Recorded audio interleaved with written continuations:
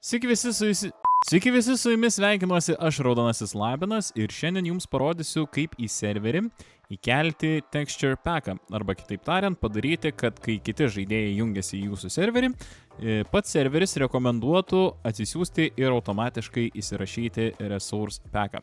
Tad nieko nelaukiam ir keliaujam mokytis, keliaujam.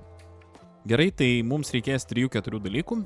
Pirmasis dalykas tai texture packas, arba resource packas, turbūt kaip nepavadinsi, taip nepagadinsi. Tai aš naudosiu Faithful, jie atsisinčiau iš interneto. Jeigu jūs mokate ir pasidarysite savo texture packą, tiesiog pasistengkite, kad jis būtų suglaudintas ir būtų zip aplankale. Nieko čia išskleisti nereikia, mums jo reikia būtent taip, kaip jis yra čia pas mane ant ekrano. Kitas dalykas bus FTP programa, aš naudosiu WinSCP, jūs galite naudotis savo mėgstamą, jau esu prisijungęs prie savo serverio failų.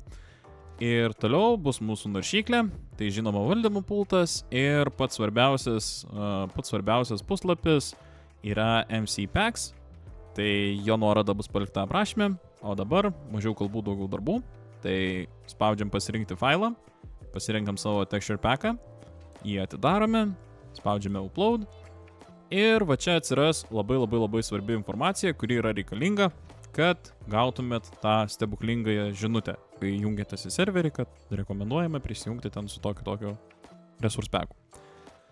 Tai dabar ką padarom? Tiesiog viską nukopijuojam. Aš naudoju Ctrl+C kombinacijas, jeigu mokat kaip nors nukopijuoti kitaip, valio, kopijuokit ir keliaujam į WinSCP. Tai čia ką reikia padaryti dabar, tai atsidaryti server properties, atsidarom, važiuojam iki pačios apačios. Ir tiesiog su Ctrl+V įkopijuojam šitos dalykėlius.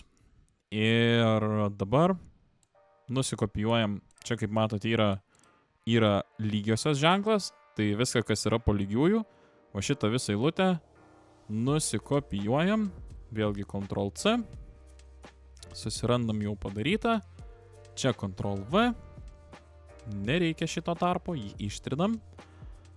Ir paskutinis yra štai šitas kodas, vėlgi po lygiųjų viską nukopijuojam, Ctrl+C, susirandam resource pack shall ar SHA1, įklijuojam ir va šitos du paskutinius galima ištrinti.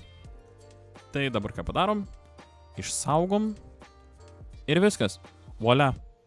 Dabar keliaujam į žaidimą pasižiūrėti, ar viskas veikia.